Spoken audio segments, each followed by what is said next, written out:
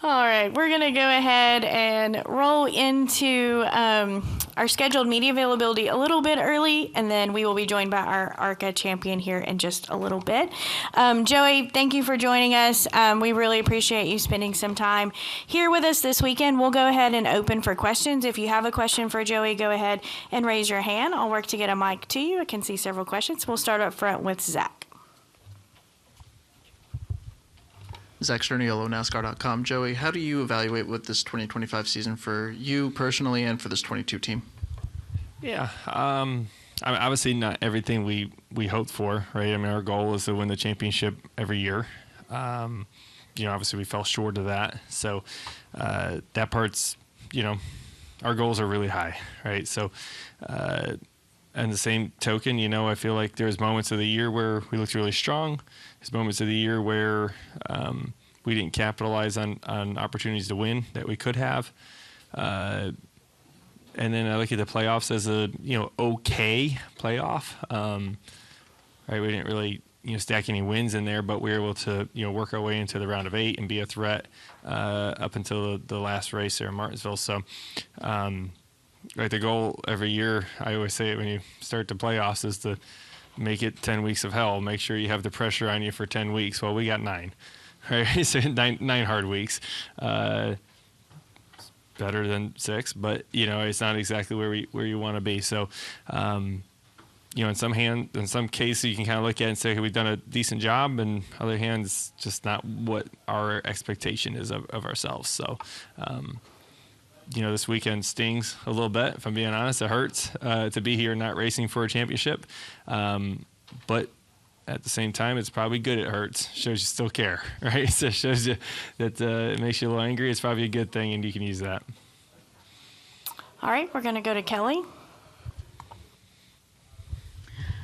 Kelly, CrownRacer.com. Joey, 2 things. First off, now that we've had 4 years of a sample size with this race car, as a driver, the driving style it takes to drive this car, I've been polling kind of every driver. Who do you think it has benefited having to adapt to this style of race car, and who do you think it's hindered the most? Like a type of driver or like a specific driver? However you want to answer it. Well, at least it's very open. I think, honestly, I think it's really helped the younger drivers coming into the sport because the other car, I got 2 parts to that then, but the other car was very unique. It took years to kind of get your head wrapped around it. And when the next gen car was introduced, all that knowledge that the experienced guys had got wiped away back to zero. If anything, it was even harder because you had to unlearn a lot of things. Now, there's still the experience and how to lead your team and all those things that you learned for experience that will always be there, that will always help you.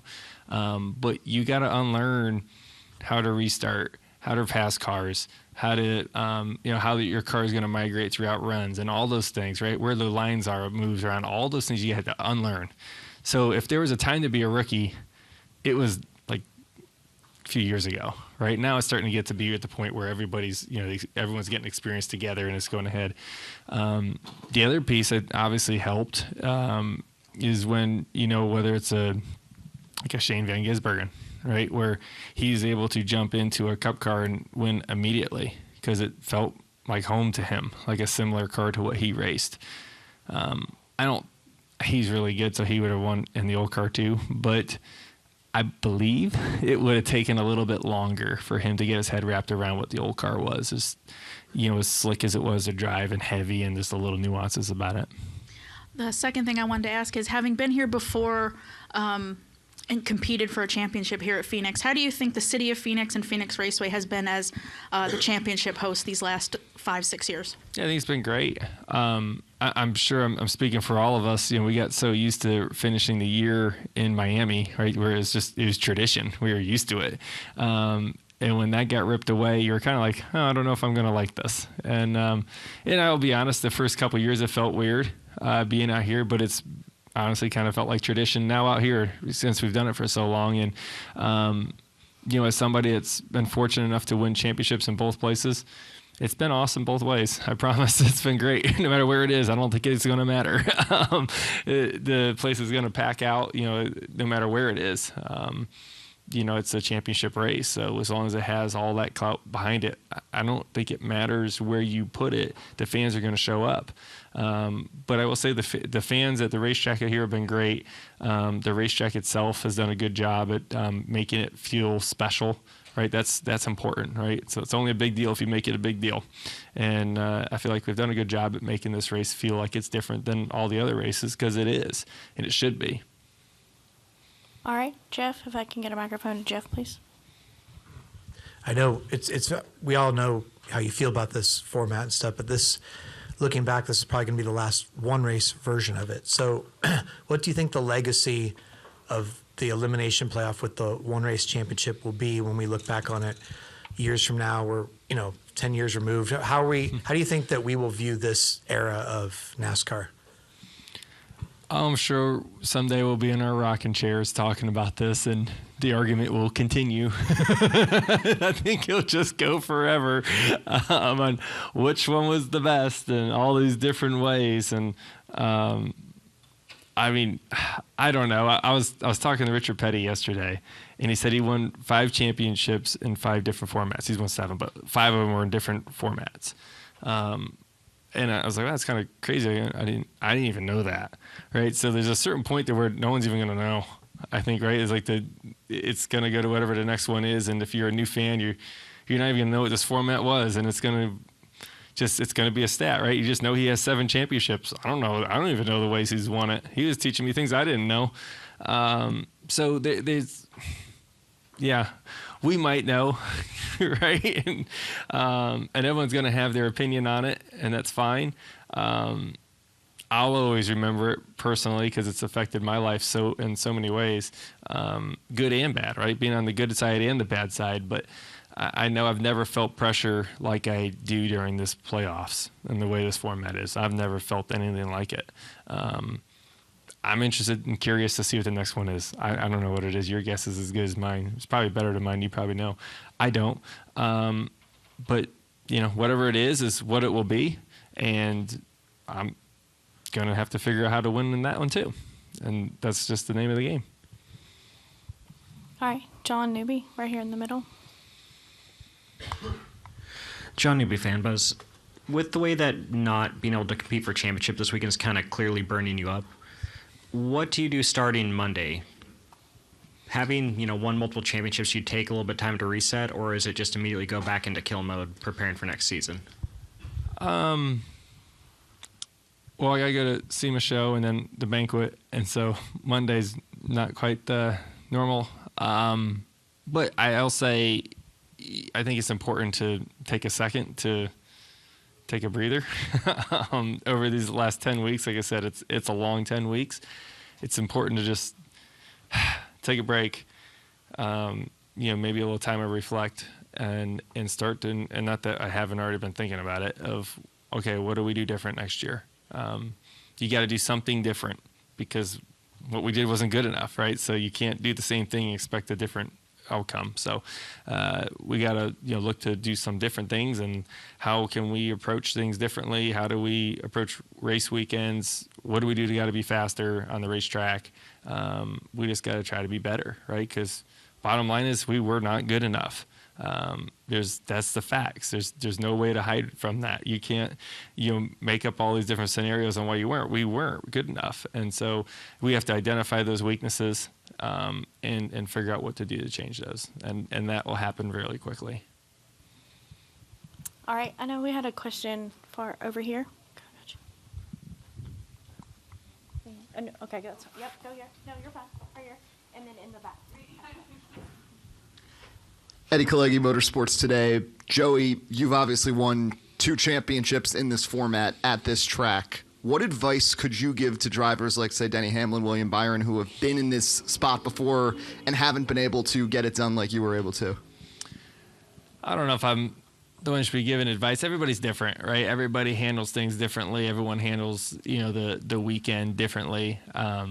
I do always laugh when everyone says it's just another race weekend and it's just another race, because it's such a load of crap, because it's not. It's so much more than that.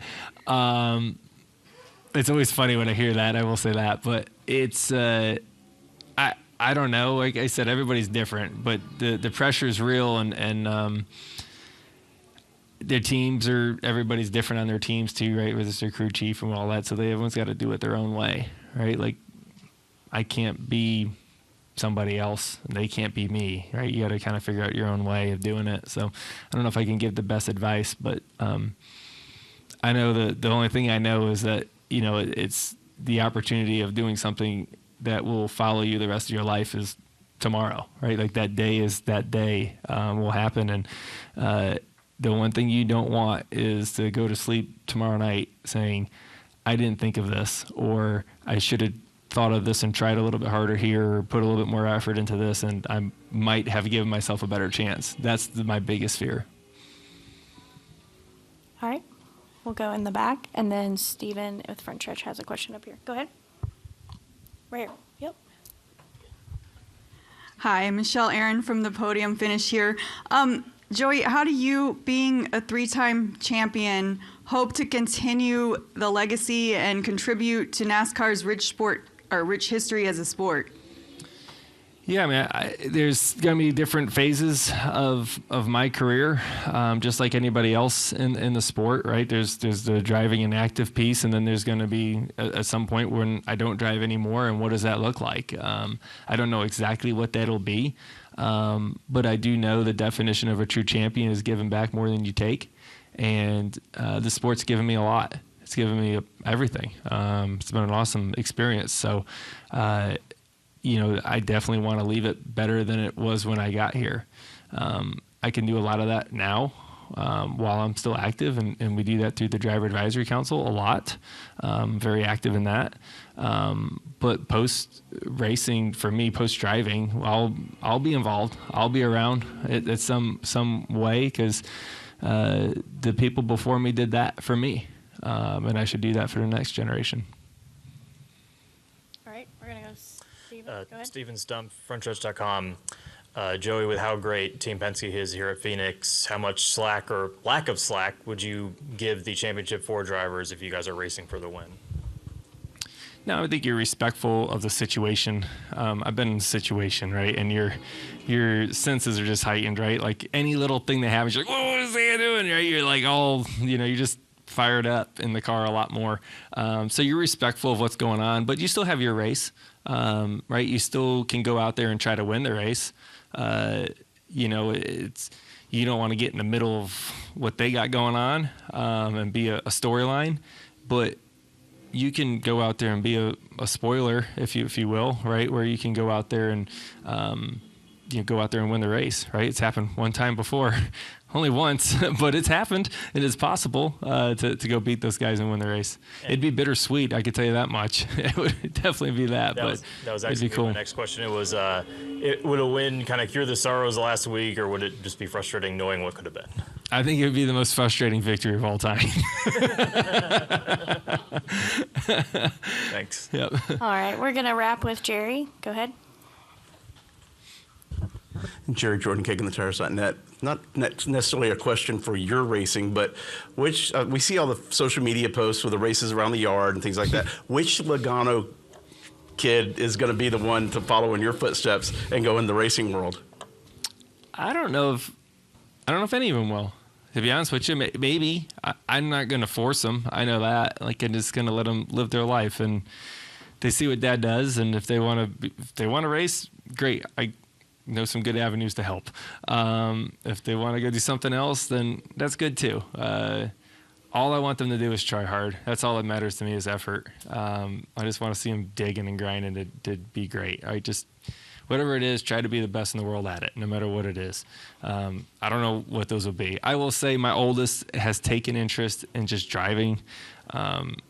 It's literally every day we sneak out of the house and go drive go-karts and four-wheelers, and it's every single day, which is great because I feel like I'm raising my best friend, so it's pretty fun. But yeah, that whatever they want to do is fine with me. We'll just wait and see. Oh, he's competitive, all right. He's frustrating to race against, believe me. He's really light, and he wrecks me. But it's just like his old man.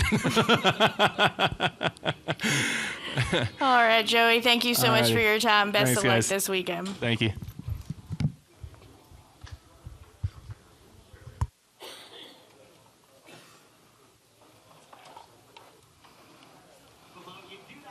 We made your day.